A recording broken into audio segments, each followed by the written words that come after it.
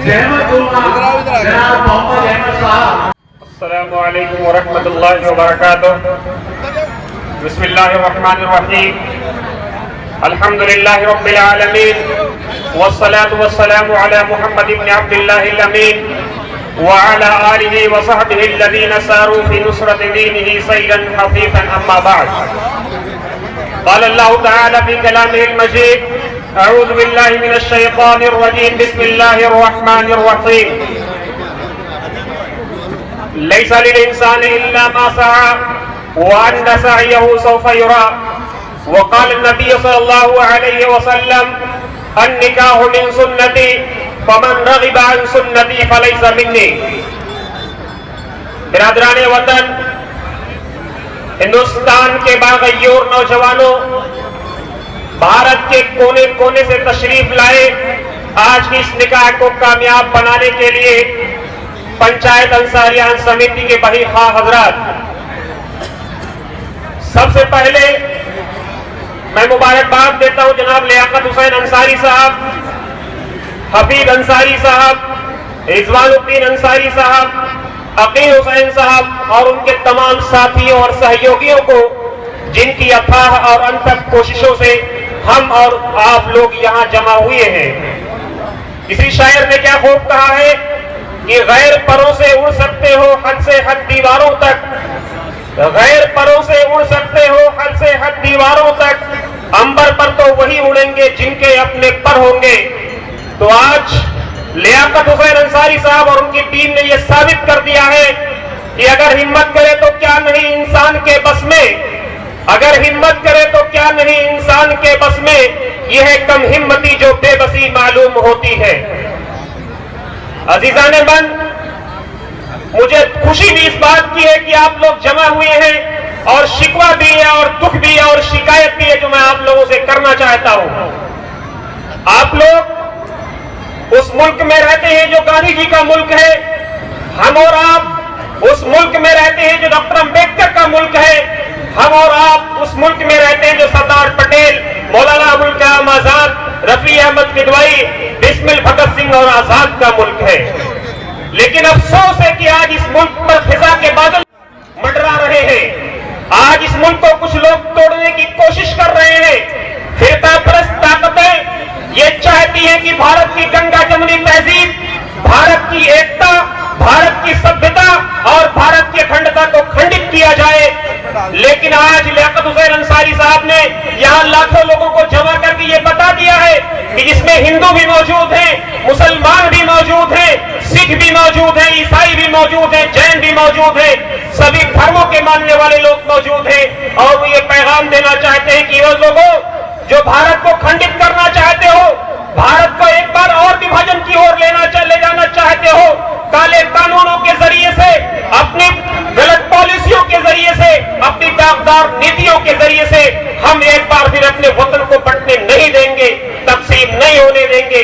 लियाकत भाई, आपने जिस हिम्मत के साथ लोगों को जमा किया है, यकीन जानिए आप मुबारकबाद के मुस्तहिक है, आपकी कोशिश मुबारकबाद के मुस्तहिक है और वो तमाम लोग मुबारकबाद के मुस्तहिक है जिन्होंने आप सब लोगों को यहाँ इकट्ठा किया और आप सब लोग यहाँ जमा हुए हैं। क्योंकि अकेला इंसान कुछ नहीं कर सकता है जब तक कि सब के सब लोग इकट्ठा ना हो। एक और 11 होते हैं, एक मिलकर के 111 होते हैं और 4 टाइम 1 बनकर के 1111 होते हैं। ये 4 नहीं होते हैं। हिसाब और मैथ के इस फार्मूले को भी हम सबको समझना होगा। किसी शायर ने बहुत अच्छी बात कही है कि मजहब के ठेकेदारों से, भारत की सब सरकारों से मेरा सवाल है ऐ दिल्ली, मेरे संसद की दीवारों से, क्योंकि मैं दिल्ली से आता हूं और आपके माध्यम से भारत सरकार से ये पूछना चाहता हूं कि मेरा सवाल है ऐ दिल्ली, तेरे संसद की दीवारों से हमने तो खूब दे करके फूल आजादी वाला खिला दिया, लेकिन तूने क्या सिला दिया, तूने क्या सिला दिया? तू भूल गई है गांधी को, टीपू शहीद को भूल गई, अहमदुल्लाह, अशफाकुल्लाह, अब्दुल हमीद को भूल गई।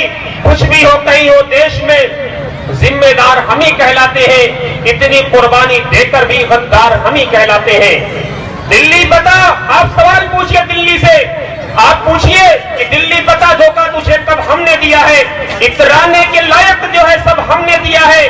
हिंसा का जो इल्जाम लगा चाहते हैं वो सुन ले, गांधी को भी गांधी का लक़ब हमने दिया है।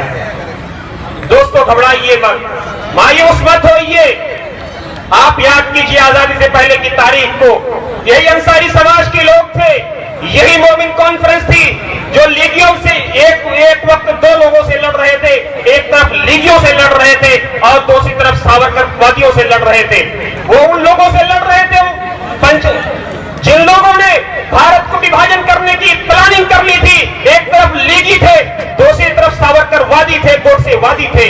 आप लोग दो महाज पर लड़ रहे थे, आप लोग बधाई के पात्र हैं। 1928 में जब कोलकाता में मोमिन कॉन्फ्रेंस की पहली मजलिस हुई, पहली कॉन्फ्रेंस हुई, उस वक्त मोमिन कॉन्फ्रेंस ने यह कहा था कि हम भारत को विभाजन नहीं होने देंगे। अंसारी समाज के लोगों आप बधाई के पात्र हो। जब जिन्नावादी लोग, गोडसेवादी लोग भारत को विभाजन करना चाह रहे थे, भारत को बांटना चाह रहे थे, उस वक्त आप इन विभाजनकारी लोगों के बीच में कहानी दीवार की तरह बनकर खड़े हुए गए। 1943 की तारीख में आपको याद दिलाना चाहता हूं, शौकतुल्ला अंसारी के घर में लखनऊ में, गोरखपुर में मीटिंग हो रही थी। राजगोपालाचारी जी आए और मोमिन कॉन्फ्रेंस के लोगों से कहा कि आप लोग विभाजन के लिए तैयार हो जाओ।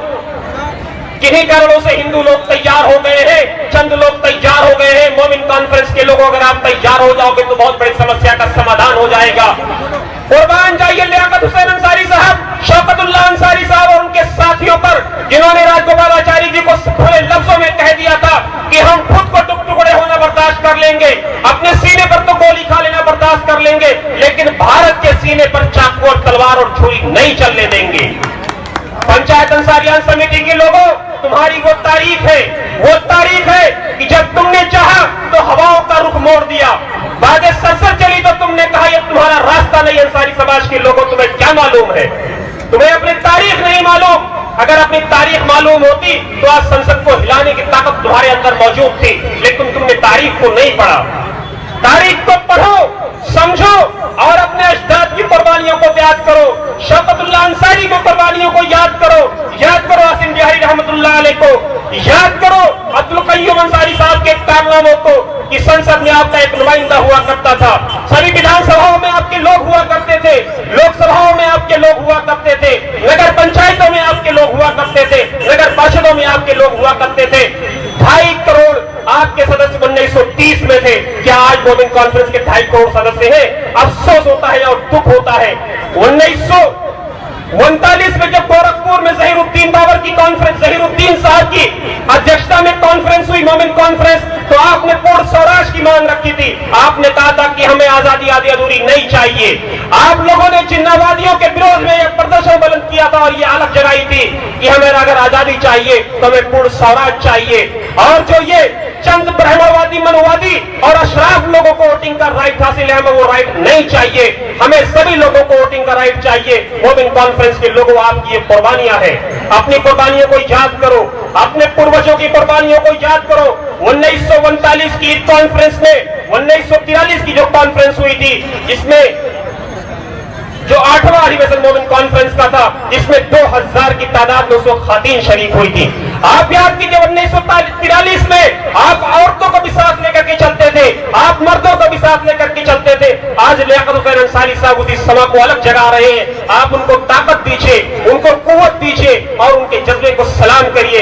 यकीन जानिए कि मिले की मंजिल मकसूद हम ये ईमान रखते हैं, हम अपनी रहनुमाई के लिए फकत कुरान रखते हैं। आप मायूस मत होइए, इरादे मत बदलिए, तकदीर किसी वक्त बदल सकती है। एक अहम बात जो पूरी दुनिया में इस वक्त भारत की छवि को धूमिल कर रही है, हमारी सरकार की मनमानी नीतियों की वजह से भारत बदनाम हो रहा है। हमें अफसोस है कि हमारे भारत को बदनाम करने की कोशिश हो रही है, लेकिन हमारी सरकार खामोश तमाशाई बनी हुई है। जब एक टाइम्स मैगजीन लिखता है कि मोदी भारत को दुनिया में एक नई संत में ले जाना चाहते हैं, तो यही मनवादी लोग उस टाइम्स मैगजीन की तारीफ करते हैं। लेकिन जब एक टाइम्स मैगजीन यह लिखता है कि मोदी भारत को विभाजनकारी नीतियों को बढ़ाना चाहते हैं, तो यही मनवादी लोग टाइम्स मैगजीन को कंडम करते हैं। ये दोहरी नीति नहीं चलने वाली है भारत में। भारत गांधी का मुल्क है, भारत अहिंसावादियों का मुल्क है, भारत में हिंसा की कोई गुंजाइश नहीं है। सिख, ईसाई, न हिंदू न मुसलमान है हम, धर्म इंसानियत अपना ऐसे एक इंसान है हम। अजीजों, आज ये सीए, ये सिटीजनशिप अमेंडमेंट एक्ट आया है, इसको आप लोगों को समझने की जरूरत है। जो लोग विरोध कर रहे हैं वो बधाई के पात्र हैं, लेकिन जो विरोध नहीं कर रहे हैं वो ये जान ले कि जब काले कानून का डंडा चलेगा तो किसी मुसलमान पर सिर्फ नहीं चलने वाला है, दलित पर भी चलेगा, आदिवासी पर भी चलेगा, अगड़े पर भी चलेगा, पिछड़े हुए पर चलेगा। और जिन लोगों को विश्वास ना हो आसाम के गरीबों को जाकर के देख ले, उनके मकान बिक गए, उनके घर बिक गए, उनकी बकरियां बिक गई, उनकी जायदादें बिक गई, और अब उनसे कहा जा रहा है कि जो पहली बार एनआरसी हुई थी उसको अब नहीं माना जाएगा, अब दूसरी बार एनआरसी होगी। वो कहां से लाएंगे अपने सबूत, कहां से लाएंगे? किसको क्या अपने आप को बेचना बाकी रह गया है, अपनी किडनियों को बेचना बाकी रह गया है? क्या हमारी सरकार उस वक्त हमारे भारत को ले जाना चाहती है? आप यकीन जानिए, आप इस काले कानून का विरोध करिए और उस वक्त तक विरोध करिए जब तक कि ये काला कानून वापस ना हो जाए, क्योंकि लोग कह रहे हैं, मनवादी लोग, कि ये काला कानून नागरिकता देने के लिए है, नागरिकता लेने के लिए नहीं है। आप उनसे पूछिए 2019 से पहले कानून नागरिकता देने का प्रावधान नहीं था क्या भारत में? आप नागरिकता देते हो अदनान सामी को, ऐसा मुसलमान आपको चाहिए जिसके बाप ने भारत पर बम बरसाया था? पाकिस्तान के साथ जब भारत की जंग हुई थी तो अदनान सामी के बाप ने भारत पर बम बरसाया था। आप भारत पर बम बरसाने वाले को नागरिकता देते हो, पद्मश्री का सम्मान देते हो, और जो लोग विरोध करते हैं उनको आप पाकिस्तानी कहते हो? शर्म नहीं आती है? हमें ऐसे मुसलमान नहीं चाहिए। हमें ऐसा मुसलमान चाहिए जो एपीजे अब्दुल कलाम को मानने वाला हो। हमें ऐसा मुसलमान चाहिए जो गांधी जी के अहिंसावादी नीतियों में विश्वास रखने वाला हो। हमें ऐसा मुसलमान चाहिए जो मौलाना अबुल कलाम आजाद की नीतियों में विश्वास रखने वाला हो। नकर तकदीर का शिकवा मुकद्दर आजमाता जा, मिलेगी खुद ब खुद मंजिल, कदम आगे बढ़ाता जा। और बात ये तुमने मुखालिफ से न घबराए औकाब, ये तो चलती है तुझे ऊंचा उड़ाने के लिए। और आखिर में मैं प्रधानमंत्री मोदी को भी बधाई देना चाहता हूं कि कम से कम आपकी विभाजनकारी नीतियों की वजह से भारत का हिंदू, भारत का मुसलमान सब एक हो गए। जो पिछले 70 सालों में बटे हुए थे टुकड़ों टुकड़ों में, आपने उनको एक कर दिया प्रधानमंत्री जी, इसके लिए आप बधाई के पात्र हैं। आपने उन लोगों को एक कर दिया जो दलित थे, जो मुसलमान थे, जो आदिवासी थे, जो अगड़े थे, जो पिछड़े थे, भारत के अलग अलग कोनों से आते थे, जिनमें आपस में एक दूसरे की कोई पहचान नहीं थी। आपने सबको एक दूसरे से पहचान करवा दिया। भारत के सिख समाज के लोग बधाई के पात्र हैं, जिन्होंने शाहीन बाग में लंगर लगाने के लिए अपने फ्लैट तक बेच दिए। ऐसा भारत चाहिए हमें जो अपनी जाति कुर्बानियों को, अपनी जाति चीजों को अपनी कौमी कुर्बानियों पर कुर्बान कर दे। यकीन जानिए इंशाअल्लाह कामयाबी मिलेगी, क्योंकि जब हम इंशाअल्लाह का नारा लगाते हैं तो ये मनवादी लोग कहते हैं कि ये भारत के टुकड़े करने की बात कर रहे हैं। अरे भाई, इंशाअल्लाह का मतलब होता है कि अगर परमात्मा चाहेगा तो ऐसा होगा। हम परमात्मा में विश्वास रखने वाले हैं, हम वाहिगुरु में विश्वास रखने वाले हैं, हम अल्लाह में विश्वास रखने वाले हैं, हम परमेश्वर में विश्वास रखने वाले हैं, हम ईश्वर में विश्वास रखने वाले हैं। ईश्वर, अल्लाह, तेरो नाम, सबको सम्मति दे भगवान, ये गांधी जी का नारा था और हम गांधी जी के नारे के साथ आप लोगों से विदा ले रहे हैं। इंशाअल्लाह सुम्मा इंशाअल्लाह अल्लाह आपकी मदद करेगा। लियाकत भाई, आप इस लड़ाई को जारी रखिए, सभी समाज के लोगों को इकट्ठा करिए, चाहे वो हिंदू हो या मुसलमान, क्योंकि किसी का खून काला नहीं है, सबका खून लाल है। और जब लेबोरेटरी में जाता है तो सबको इस बात पर खून नहीं दिया जाता है कि आप हिंदू हो कि मुसलमान, विक्टिम को खून दिया जाता है। आप यतीमों की मदद करिए, आप गरीबों का सहारा बनिए, अपने अखलाक से लोगों का दिल जीतने की कोशिश करिए। याद करिए प्रॉफेट मोहम्मद की जिंदगी को जब आए थे तो अकेले थे, जब दुनिया से गए तो कैसरों की तरह के कंगन में टूट गए। जिन लोगों को नाज था अपनी सुल्तानी पर, कसर सुल्तानी पर जिनको नाज था, उनको भी आपके सामने झुकना पड़ा। क्यों? क्योंकि सिर्फ आपके पास अखलाक की दावत थी। और मैंने शुरू में कहा था कि ये निकाह अल्लाह के नबी की सुन्नत है। इस सुन्नत को जिंदा रखिए, कम पैसे खर्च करिए, इज्जतों को बचाइए, औरतों के माथे के सिंदूर की हिफाजत करिए। ये हमारी और आपकी जिम्मेदारी है। और अल्लाह कुरान में फरमाता है कि लैसा लिल इंसान इल्ला मा सआ, अल्लाह उतना ही आपको देगा जितना आप स्ट्रगल करेंगे, जितनी कोशिश करेंगे, कामयाबी उतनी ही मिलेगी। तो आप कोशिश करिए और याद रखिए, मैं अपने मीडिया के भाइयों से भी, क्योंकि एक मीडिया का व्यक्ति होने के नाते, वतन समाचार का संपादक होने के नाते, मीडिया के भाइयों से मैं अपील करना चाहता हूं कि कुरान में मीडिया वालों के लिए गाइडलाइन तय की गई है। कुरान कहता है इन जाअकुम फासिकुम बिनबइन फतबय्यनु, अगर कोई झूठा खबर लेकर के आए या कोई झूठी खबर लेकर के आए तो पहले उसकी तहकीक कर लिया करो। तुम्हें क्या मालूम कि उस तुम्हारी झूठी खबर से किसी का घर उजड़ जाए? तुम्हें क्या मालूम कि तुम्हारी झूठी खबर से शहर में अशांति बन जाए? तुम्हें क्या मालूम कि तुम्हारी झूठी खबर से दंगा पैदा हो जाए। तो मीडिया के लोगों, तुम्हारी ये बहुत बड़ी जिम्मेदारी है, भारत को बचाने की जिम्मेदारी है। Justice DY Chandrachud supreme court के जो जस्टिस है, उन्होंने कल ये कह दिया है कि भारत ने अपने हिंदू होने को भी ठुकरा दिया था, अपने मुसलमान राष्ट्र होने को भी ठुकरा दिया था, भारत ने एक रिपब्लिक कंट्री होने को गवारा किया था। तो हम जस्टिस चंद्रचूड़ की जजमेंट को सलाम करते हैं, करण गोपीनाथन को सलाम करते हैं, जिन्होंने अपनी सदस्यता को इसलिए त्याग दे दिया कि वो भारत के सेकुलरिज्म की हिफाजत करना चाहते हैं, बाबा साहब के हम संविधान की हिफाजत करना चाहते हैं। और मुसलमानों, तुम्हारा आखिरी कसूर मैं तुमको बताता चलूं, तुम्हारा आखिरी कसूर क्या है मालूम है कि 1946 में जब इन मनुवादियों ने कह दिया था कि डॉक्टर अंबेडकर के लिए पार्लियामेंट की दीवारें बंद कर दी गई है, पार्लियामेंट की खिड़कियां बंद कर दी गई है, पार्लियामेंट के रोशनदान बंद कर दिए गए हैं, तो आपने एक बहुत बड़ी गलती की थी कि बाबा साहब अंबेडकर को आपने राज्यसभा भेजा था। यह आपका कसूर है।